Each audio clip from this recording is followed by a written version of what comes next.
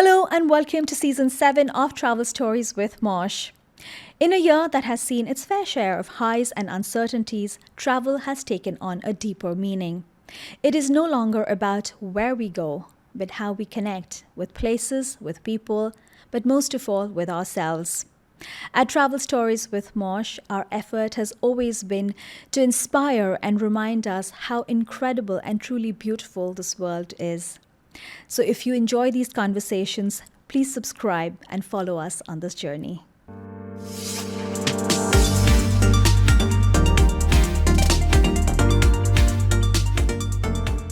Hello and welcome to this fabulous season of Travel Stories with Moush. On the episode today, I am joined by Bob Vandenoord, CEO of Langham Hospitality, a name synonymous with timeless travel. Bob is, of course, one of the most powerful voices in luxury travel. And on the podcast today, we're going to talk about traveling through history, creating and preserving stories in new destinations, and what luxury means in the ever-evolving world of travel today. Bob Vandenoord, welcome to Travel Stories with Moush. Great to meet you, Moush. It's great to be here. Well, thank you so much for joining us. Well, firstly, welcome to Dubai. We, of course, don't have a Langham here, so I'm very excited to what you have in store for us in this very crowded luxury travel scene that we have here in Dubai. Well, there will be a Langham very soon, I hope. We're working very hard to find the right spot with the right partners. So watch this space. I'm hoping that we can announce something in the next couple of years. Oh, fabulous. Very excited. Like you said, we'll watch the space. First things first, very excited to go on this journey with you. Where are you taking us on a journey today on Travel Stories with Moush? Yeah, of course, I would love to take you on a journey around the world of Langham. But we've got plenty of opportunity to talk about that. So I'm first going to take you to two places where I recently went to, Marrakech and Istanbul. And I thought both destinations I fell in love with because of its history, because of the stories that these cities have unfolded over the years, and indeed the cultures that are colliding in these two cities. In Marrakech, of course, you've got that Moroccan culture, but intertwined with French culture. And in Istanbul, where the European and Asian continents meet. And I thought both locations, both destinations were so unique in terms of its people, in terms of its culture, in terms of its food. Both really recommend your listeners to go visit those two places. Well, thank you for those recommendations. But, when you talk about Marrakech and Istanbul together, they do have similarities and yet they're vibrant and they have a soul of its own.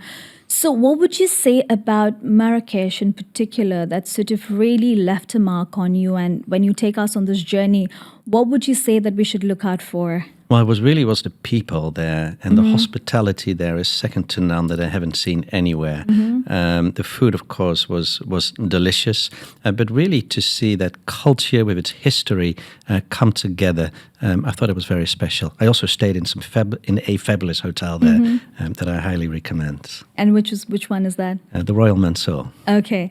Now, like you travel around the world. That's pretty much your job, being in luxury travel. And like I said, your voice matters so much. And having been in hospitality and luxury travel for such a long time, and having been around the globe, for so many years into so many places, which is that one destination you think that everyone must go to at least once in their lifetime? Well, I'd say that would be Venice. I can't think of a better place than Venice for people to go visit. You have this really great city built on the water, a gateway to the Oriental Silk Road that comes with so much history and so much culture. And it happens to be a city where we're going to build a Langham and opening in 2027. Okay. It's going to be a beautiful hotel right on Murano Island overlooking the lagoon. It's going to be very special, I think. But there's something about Venice, whether it's its architecture, its culture, the food, it's just a magical place. I mean, Venice itself is a magical place, right? And to have a Langham there will be another sort of cherry on top.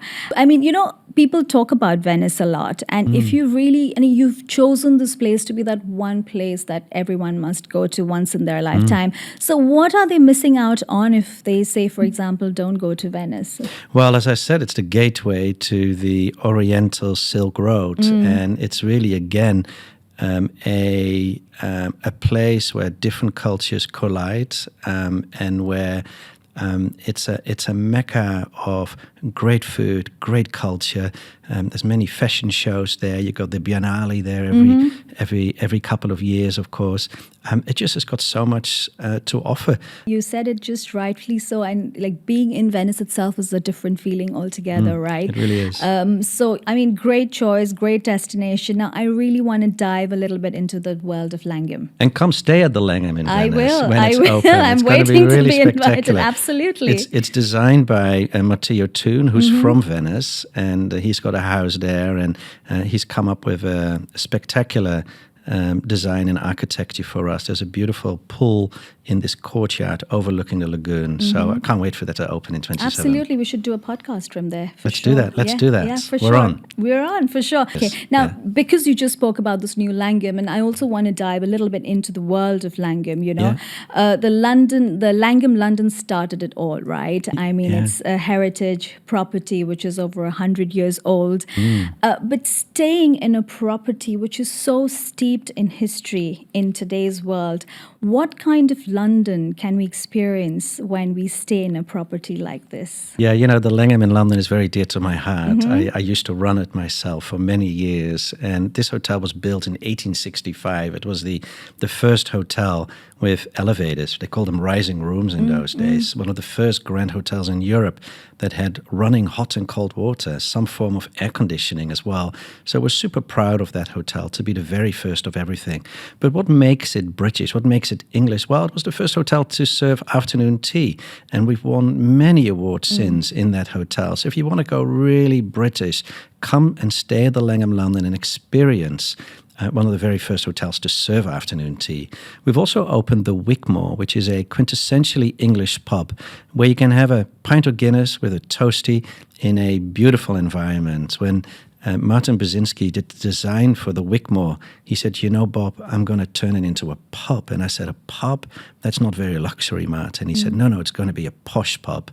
And indeed, it's turned out into this beautiful bar that's turned into a very popular destination bar with the local community. Oh, fabulous. Of course, it is such an iconic property, right? But also, staying, because London gets so much of flack in today's world. There's so much bad press going on. London also has so much of history. Yeah. And then you stay in a property like this. Yeah. So is it possible to sort of UnLondon London while you're staying in a very iconic Londonish hotel? Yeah, I think you can. And of course, our hotel there is very iconic itself. You've got two iconic red telephone booths right outside the hotel that are iconic in itself. Those two are listed. Can't touch them. And there's many people taking pictures there. But I think what you can do staying at the Langham in London, first of all, the location is superb. It's at the center of 4 villages. But our concierges will be able to take you on a tour of our London. And I think that's quite special. That's very exciting. Yeah. I mean, going on a tour of what you call your London, I think that's a very exciting tour in itself. But now moving a bit to this part of the world now, Saudi Arabia. Which is opening up so beautifully to the rest of the world. I was there recently, earlier this year. But, now you're beginning to have properties there now. You're going to start, a hotel there in Saudi very soon. So what is it about the Saudi story that excites you very much to build this, property in Saudi Arabia? Yeah, well, first of all, our location is going to be very special. We're going to be part of the Diriyah Gate project there, UNESCO protected, and in a way that's where it all started for the Saudis, where we are getting our hotel. The location is going to be on the Champs-Élysées of Riyadh, right adjacent to the new Opera House. So that in itself is going to be really a special hotel. We've been around for 160-something years now with Langham, but the Saudi story dates back so far. They've got so much history. It's a great story, what's happened in Saudi Arabia. And of course, now they're evolving in many different ways. And we want to be part of that change. We want to be there and changing with the Saudis as part of that story. No, fabulous. I mean, Saudi itself is emerging with so many new concepts to begin with. They have art in the desert and whatnot. But now I want to move a little bit to sort of off the grid destinations that we don't talk about much. Because travel today is becoming very intentional. People travel with purpose. It's you don't really travel because something lures you only about a destination. It's about the experiences, right? So in your experience, which is that sort of maybe an off the beaten path destination, for lack of a better word? I mean, where would you kind of want to go to when it comes to an off-the-grid kind of a destination? A couple of years I went to Spain, the south of Spain, to the Sherry region, Jerez de la Frontera. And we stayed in this beautiful little farm. They only had 6 rooms, but they had sherry tastings every night. We went horse riding on the beach. We had dinners in the vineyard. And it was a really spectacular experience for us. And in a way, what's nice about that is that you have space, you have time, and it's all yours. Whereas if you go to some of the city centers, they become very busy, they become very crowded. So for me, that holiday was quite special, really, to be able to get away from it all. And this was not wine tasting, it was sherry tasting. That's right. Spectacular in itself. Okay. So we spoke about a few destinations, and something that I'm really keen to know from you, because it's important, is because we're also facing a lot of, over-tourism, mass tourism in today's world, but there are destinations which get neglected, But for 2026, which other destinations do you think are going to be the stars for this particular year? I think Korea is going to be quite hot. Of course, Japan has been very popular for years now. It's got a very good exchange rate right now for people to go there. But it's fully booked. And I think people are going to look for something different. And Korea, people are in love with Korean soaps, Korean K-pop, Korean food. Korea's got a lot of culture. It's got a lot of history. So I think Korea is going to be the destination of the year.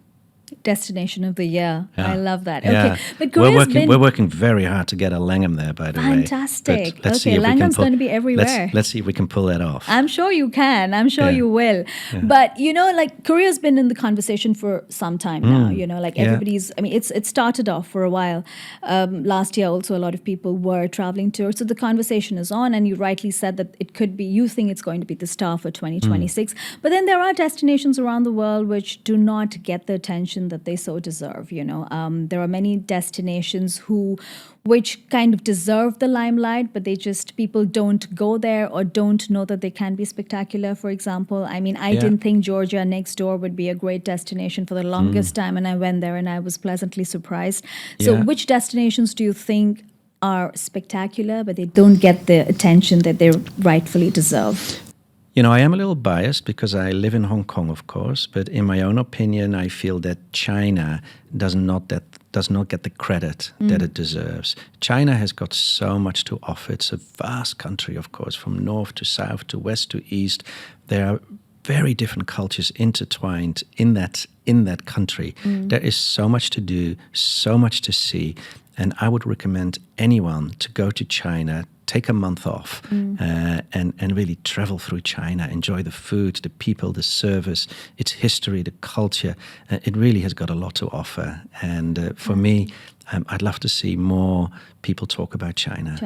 Yeah. I think that's a very important point because, and you said, China does not really get the attention that it deserves. I haven't been there, but I think it's important because we talk about China in so many different aspects, in conversations, but travel and exploring China is not really a conversation, and probably it should be, 100%. right? And then food, culinary travel into China is another thing that has not been really explored by people. We just finished a series on culinary travel, and we had, some really amazing chefs recommending us to go to China, which also brings me to my next question is culinary travel. You know, a lot of us travel for food. A lot of us actually design their travel depending on the kind of food they want to eat, right? Yeah. Which destination do you think is the go-to for culinary travel in the world today? Well, Hong Kong is one, but again, I live there, so let me pick another one. Bangkok. It's got a lot to offer, whether it's really good Southeast Asian, of course, Thai food, but Southeast Asian food, Indian food. It's got some great Middle Eastern quarters there, Chinese food as well, of course, and indeed Western. I mean, I feel Bangkok has got so much to offer, different cuisines, and people can have a beautiful Michelin star meal there, but they can also go at the side of a street and enjoy the amazing street food for a couple of dollars. That's true. But Bangkok really is a no-brainer, right? I mean, everybody will, I really want to ask you, I want to dig in and I want to ask you for a second, which would be your second choice? Because it's a no-brainer as far as food is concerned. You get the best, like you rightfully said, best Michelin stars, street food, excellent, amazing chefs who live there, local chefs, homegrown chefs, international chefs. So it's really so rich in food and all kinds of food. But do you have a second favorite? Well, I'm probably going to say Japan then, because they do everything right there. Right. Whether it's a simple hamburger, Japanese style, or a beautiful sushi meal, or a tempura. I mean, you name it. Everything they do in Japan, they excel in, and you can't go wrong there. Absolutely. And it is also a place that a lot of chefs actually go for inspiration, right? Yeah. Now, from, culinary travel, we've traveled around the world a little bit, and we spoke a bit about mass tourism as well, right? Now, I want to know, because you really have hop-skipped around the globe so much, I want to kind of really dig into that hidden gem of yours. Okay. What is your hidden gem? I mean, of course, also hidden gems, I don't know if they exist anymore because of social media. But for someone like you who is so deeply involved in the travel world, I'm sure you have a place that not very many people know about. Well, a while ago, we went to Tuscany and we stayed at the Ferragamo resort hotel, Del Bosco, and we went truffle hunting. And they put us in touch with this local farmer, and he took us on a hunt for truffles. And me, my partner, and the farmer, the three of us, we found this, big handful of truffles. And then after that, we went to his farm, and his wife cooked a meal with those truffles. And it was amazing. And we're sitting at this table, and his wife and the farmer and us, and in broken English and French and a little bit of Italian, we tried to communicate, but it was all about the food, and it was spectacular. But that particular hotel was just really special, and sitting right in the hills of Tuscany. And one day we did the truffle hunting. The next day we went to an olive mill where we had an olive oil tasting, and where they were making cheese. I mean, everything was just really different and bespoke, and we loved it. So that's certainly one hotel and one destination that I would recommend. Highly recommend. Yeah. And you said just all my favorite things: Tuscany, truffle hunting, and I did the same experience actually in Tuscany itself with the local farmer with his dog, and got the truffles, and his wife cooked. It's amazing. It's such an amazing experience to do that. Well, I mean, almost come to the end of the podcast, but obviously before you go, I want to know about what's coming up next in 2026 for Langham. I know you have a lot of plans. I know you're going to have properties almost everywhere now, but what should we look forward to in the Langham world for 2026? Yeah, I'm going to tell you one particular hotel opening that I'm very excited about. And we mentioned Bangkok. We're actually getting a hotel there. It's opening later this year. It sits right on the Chao Phraya River in a really good location next to the Mandarin Oriental. It's in the old custom house. And the custom house has got a lot of history. It was the first post office in Thailand. And we have a great lineup of restaurants and chefs, a destination bar. But what's particularly special is, of course, the location. Sitting on that river, we have our own fleet of boats. But the rooms are in the building adjacent to it, and we're building this glass structure in the wave of the river. It's almost like your Ayampe pyramid of the Louvre.